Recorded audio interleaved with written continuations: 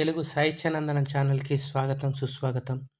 మనం ఈ వీడియోలో తెలుసుకోబోయే అంశం వచ్చేసి, ప్రకృతి వికృతుల గురించి తెలుగు కంటెంట్‌కి సంబంధించి, తెలుగు సాహిత్యానికి కంటెంట్‌కి సంబంధించి ప్రకృతి వికృతులు అనే అంశం పైన తెలుసుకుందాం. చాలామంది వచ్చేసి ప్రకృతి వికృతి అనగానే ఏముంది సింపుల్‌గా రాయొచ్చు అని చెప్పేసి అనుకుంటారు.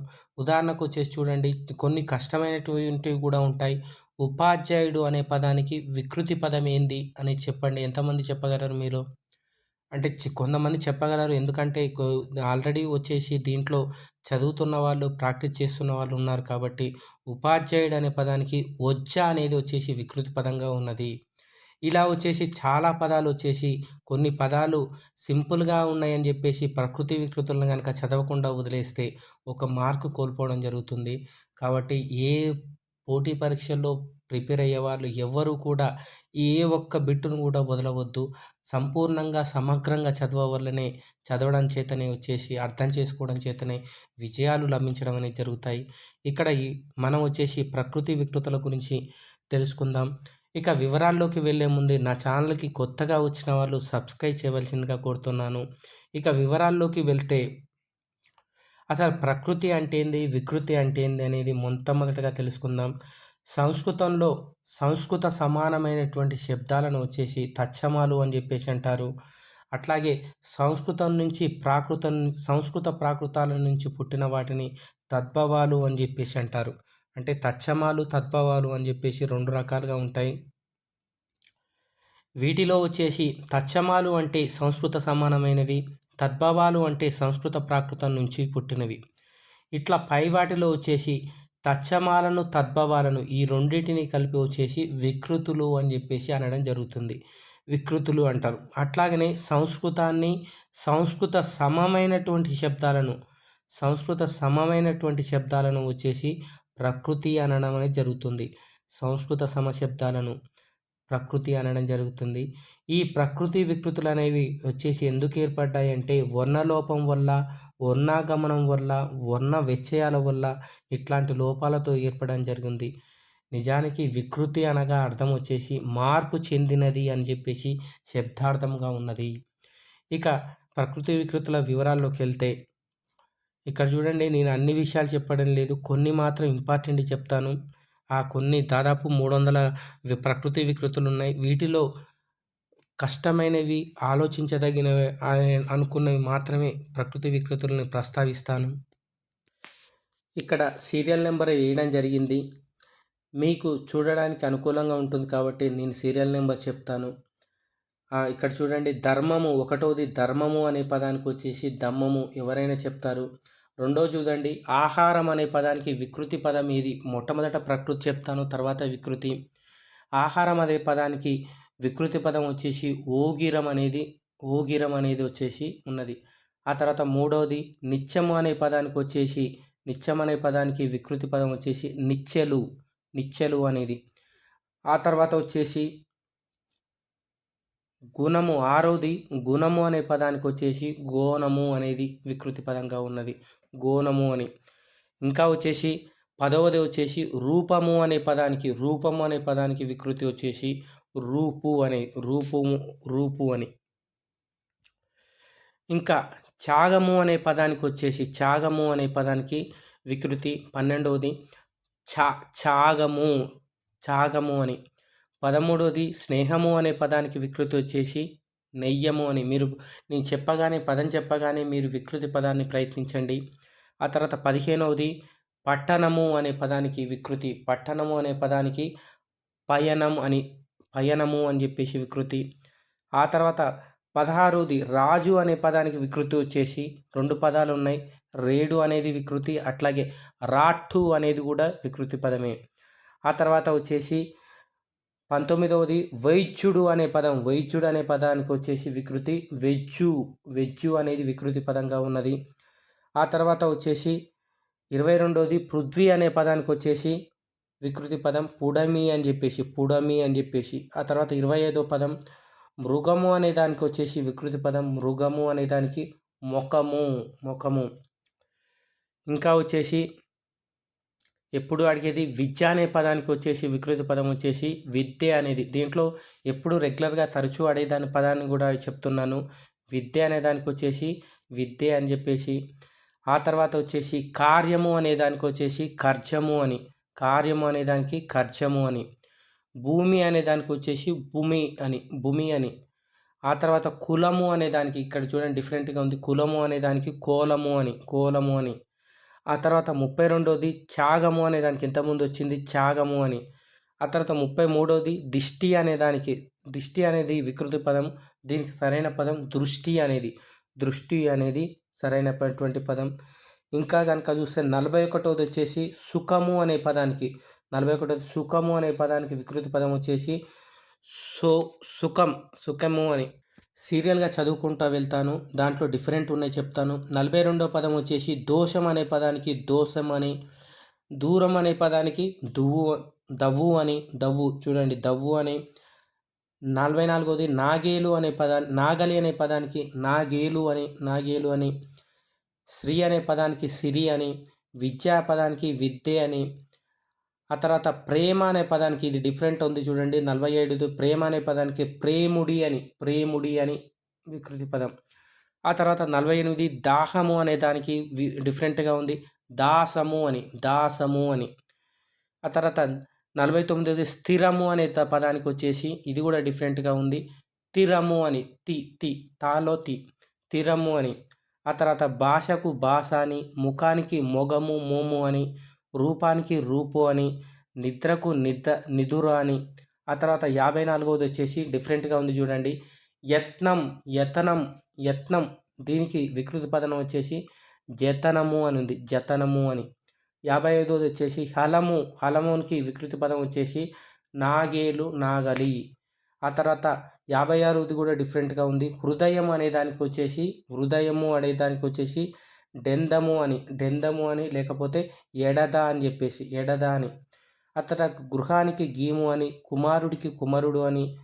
ఇంకా వచ్చేసి స్త్రీ 60వది వచ్చేసి స్త్రీ అనే పదానికి చూడండి డిఫరెంట్గా ఉంది ఇంతి అని, స్త్రీ అనే పదానికి వికృతి ఇంతి అని. ఆ తర్వాత కథ పదానికి కథ, కావ్యానికి కబ్బము అని చెప్పేసి, నిత్యానికి నిచ్చెలు అని, ఇది కూడా కొంచెం డిఫరెంట్ ఉంది. 63వది నిత్యము అంటే నిచ్చేలు అని. ఆ తర్వాత రాశులు అనే పదానికి రాసులు అని. భాగ్యము దానికి భాగ్యం దానికి. పురము దానికి 66వది పురము దానికి ప్రోలు అని ఉంది, ప్రోలు అని. ఆ తర్వాత 67వది పట్టణానికి వచ్చేసి పత్తనము అని. ఆ తర్వాత 68వ చూడండి నీరము అనే దానికి నీరుకు వచ్చేసి నీరము అని చెప్పేసి వికృతి పదం ఉన్నది. ఆ తర్వాత వచ్చేసి 69 భృగారము అనే దానికి బంగారము అని చెప్పేసి పదం ఉన్నది. పండితుడుకు పంతులు అని చెప్పేసి, ప్రతిజ్ఞకు ప్రతిన అని చెప్పేసి, భాగ్యానికి భాగ్యము అని మళ్ళొకసారి వచ్చింది. ప్రాణానికి పానము అని, విషానికి విషము అని. ఇక్కడ మళ్ళీ 75 యంత్రము అనే పదానికి జంత్రము అని జా వచ్చింది. ఆ తర్వాత 76వది ఖని దానికి గని అని, సుఖానికి సుఖము అని. గర్భము 78వది గర్భము దానికి వచ్చేసి కడుపు అని. తర్వాత 79 గర్వము దానికి గారువము అని. అద్భుతానికి అంబ్రము అని. చూడండి 80వది అద్భుతం అనే పదానికి అంబ్రము అని. ఆ తర్వాత స్థిరము అనే పదానికి తిరము అని ఇంతకుముందు వచ్చింది. దూరానికి దవ్వు అని, అటవికి అటవి అని, బ్రహ్మకు బొమ్మ అని. తర్వాత వచ్చేసి శుచి అనే దానికి చిచ్చు అని గుర్తుపెట్టుకోండి. 85వది శుచి అనే పదానికి చిచ్చు అని. ఆ తర్వాత పశువు పదానికి పశువు పసరము, మేఘము దానికి మొగులు అని, హృదయము దానికి యద అని 88వది. ఆ తర్వాత వచ్చేసి 89వది దీపము అనే పదానికి దివ్య దివయు అని. స్నేహితుడికి వచ్చేసి డిఫరెంట్గా ఉంది చూడండి, స్నేహితుడికి నెయ్యుడు అని. తర్వాత భూమికి భూమి అని. సహజానికి 92 చూడండి సహజానికి సాజము అని. పక్షికి పక్షి అని. పశువుకు పసరమని పశువు అని.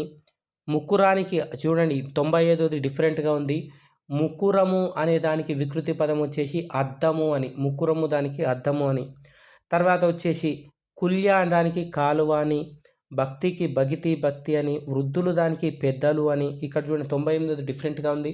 వృద్ధులు అనే పదానికి వచ్చేసి వికృతి పదం ఏది అంటే పెద్దలు అని చెప్పేసి, ఆజ్ఞ దానికి ఆన అని, మనుషుడు దానికి మానసి అని, తర్వాత బాసి దానికి వాసి అని, దృష్టికి దిష్టి, లక్షణానికి లక్షణము అని, వర్ణానికి వన్య అని, తర్వాత దూరానికి దవ్వు అని, దవ్యము అని, ప్రజ్ఞకు పగ్య అని, పగ్గియ అని, యాత్రకు జాతర అని. ఇది ఇంపార్టెంట్, ఎప్పుడు వస్తుంది యాత్రకు జాతర అని.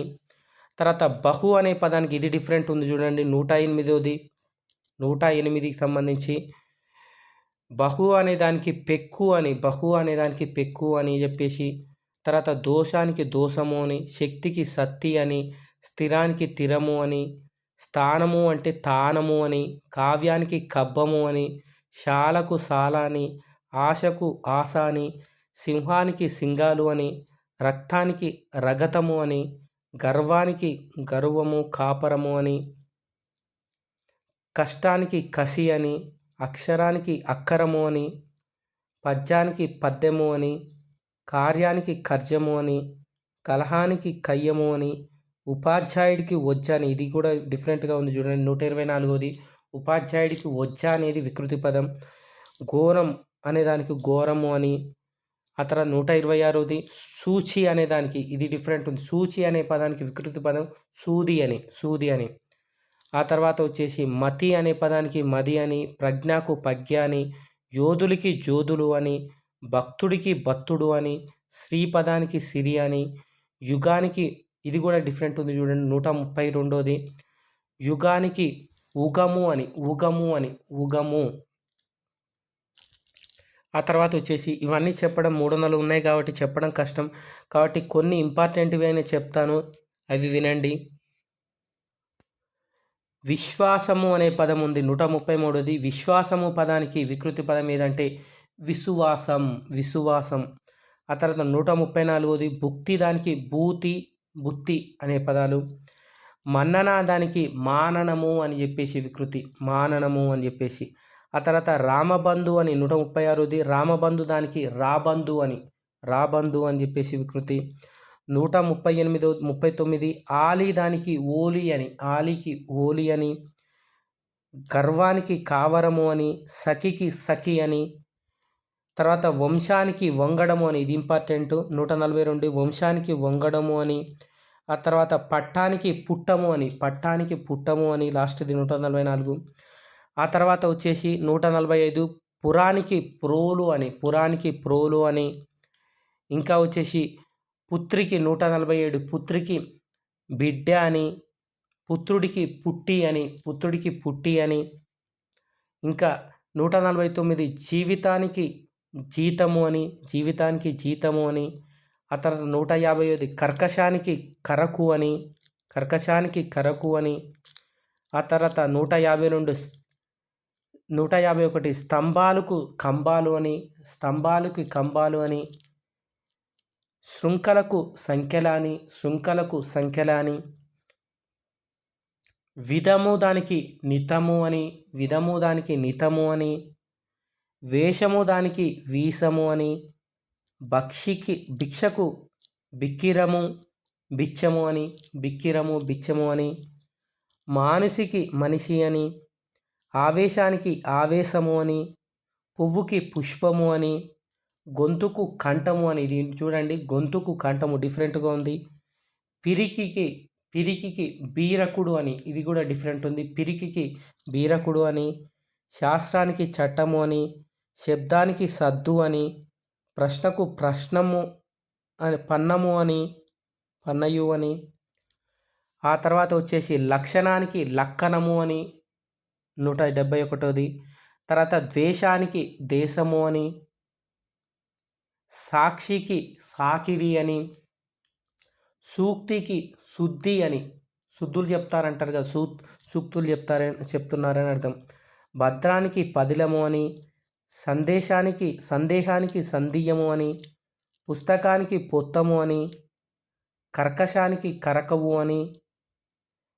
విధానికి విత్తము అని, పాయసానికి పాశము అని, హంసకు అంచ అని, ఇది కూడా డిఫరెంట్ ఉంది చూడండి. హంసకు అంచ అని, శుక్రకు చుక్క అని, ఇది కూడా డిఫరెంట్ ఉంది చూడండి. శుక్రకు చుక్క అని, రాజభారానికి రాయబారము అని, ఇది కూడా డిఫరెంట్ ఉంది. రాజభారానికి రాయబారము అని. ఆ తర్వాత విష్ణువుడికి వెన్నుడు అని, కంఠానికి గొంతు అని, విడ్వారానికి విడ్డూరము అని, క్షేమానికి క్షేమము అని, న్యాయానికి న్యాయమని, బంధానికి బంధమని, అన్యాయానికి అన్నము అని, ఏకకు ఎక్కము అని, నీతికి నియతి అని, పరకు పరాయి అని, ప్రభువుకు పబువు అని, ప్రాకారానికి ప్రహరి అని, వృద్ధకు పెద్ద అని, శక్తికి సత్తువ అని, ఇది కూడా డిఫరెంట్ ఉంది చూడండి. శక్తికి సత్తువ అని, సూక్తికి శుద్ధి అని, దాత్రికి దాది అని, కవితకు కైత అని, కవికి కయ్యి అని, శంఖానికి శంకు అని, శంఖమునకు శంకు అని, తరంగకు తరగాని, పింజకు పీచమని, రేడుకు రాఠు అని, యోధులకు జోదులు అని, ఆధారానికి అద్దెరువు అని, ప్రయాణానికి పయనము అని, కుడ్యానికి గోడ అని, పుణ్యానికి పుణ్యము అని, స్తంభానికి కంబము అని, ఆ తర్వాత వచ్చేసి పూలకు పుష్పములు అని, పక్షానికి పక్కము అని, జాతికి జాది అని, జాజి అని, సత్యానికి సత్తు అని, భుజానికి భుజము అని, పురికి ప్రోలు అని, త్యాగానికి త్యాగము అని, గర్వానికి గర్వము అని, సొమ్ముకి సొమ్ము అని, సుఖానికి సుగము అని, కంఠానికి గొంతు అని, వర్ణాలకు వన్నె అని, పుత్రుడికి పట్టి అని, స్థలానికి తలము అని, యుక్తికి ఉత్తి అని, ద్వీపానికి దిబ్బ అని, బిరుదుకు వీరపదము ప్రతిజ్ఞ అని, ఇది డిఫరెంట్ ఉంది. బిరుదుకు వీరపదము ప్రతిజ్ఞ అని, మృగానికి ముఖము అని, వక్రమునకు వంక అని, గుచ్చానికి గుత్తి అని, భీతికి బీతు అని, నానకమునికి నాణెము అని, పల్వకింకకు పల్లకి అని, భటులకు బంటులు అని, కొట్టానికి కోట అని, ప్రాంతానికి పొంత అని, వజ్రానికి వజ్రము అని, రాట్టుకు రేడు అని, యాత్రకు జాతర అని, ముచ్చానికి ముత్యము అని, మత్స్యము అని, రత్నానికి రతనము అని, పంక్తికి బంతి అని, ఇది డిఫరెంట్ ఉంది చూడండి. పంక్తికి బంతి అని, శిష్యుడికి చట్టు అని, ఇది కూడా డిఫరెంట్ ఉంది. శిష్యుడికి చట్టు అని, శిశువుడు అని, స్వర్ణానికి సొన్నము అని, బ్రాహ్మణుడికి బాపడు అని, స్వర్ణానికి సొన్నము అని, బహు అనేదానికి పెక్కు అని, తపస్వికి తపసి అని, తబిసి అని, అపూర్వానికి అపురూపము అని, అపురూపము అని, యుగానికి ఉగము అని, ఆధారానికి అద్దరువు అని, మృత్యువుకు మిత్తి అని, ఇది డిఫరెంట్ ఉంది. మృత్యువుకు మిత్తి అని, ఆ తర్వాత వచ్చేసి అటవికి అడవి అని, మేఘానికి మొగులు అని, దీపానికి దివ్య అని, ఇంకా చూస్తే చిహ్నానికి చిన్నె అని, భృగారానికి బంగారం అని, సానానికి తానము అని, పుస్తకానికి పొత్తము అని, అట్లాగే మౌక్తికానికి ఇది కూడా డిఫరెంట్ ఉంది. మౌక్తికానికి ముత్యము అని, నీరముకు నీరు అని, వాదానికి వాదు అని, వంశానికి వంగడము అని, తర్వాత చతుర్థికి చివితి అని, కవికి కయ్యి అని, చిత్రానికి చిత్తరువు అని, మాన్యానికి మన్యము అని, శంకువుకు శంకు అని, బంధుకు ముక్తాకు ముత్తెము అని, బంధువుకు బందగు అని, మంత్రముకు మంతరము అని, శబ్దానికి సద్దు అని, కుండికి కుండ అని, దవ్యానికి దవ్వు అని, మాన్యానికి మన్యము అని, మేఘానికి ముగులు అని, మౌక్తికానికి ముత్యము అని, స్వామికి సామి అని, ఆసక్తికి అసతి అని, రథానికి అరథము అని, ఇది కూడా ఇంపార్టెంట్ చూడండి, రథానికి అరథము అని, భాగవతానికి భాగవతము అని, శిఖకు సెగ అని, సంధ్యకు సంధ్య అని. ఇవి అండి ప్రకృతి వికృతి సంబంధించినటువంటి తెలుగు కంటెంటు. మీకు టెట్ సంబంధించి ఇది ఉపయోగపడుతుంది. అట్లాగనే తెలుగు పోటీ పరీక్షలకు కూడా ఉపయోగపడుతుంది. నా ఛానల్కి కొత్తగా వచ్చిన వాళ్ళు సబ్స్క్రైబ్ చేయండి. మరిన్ని అంశాలతోని మళ్ళీ కలుద్దాం. ధన్యవాదాలు. స్వస్తి.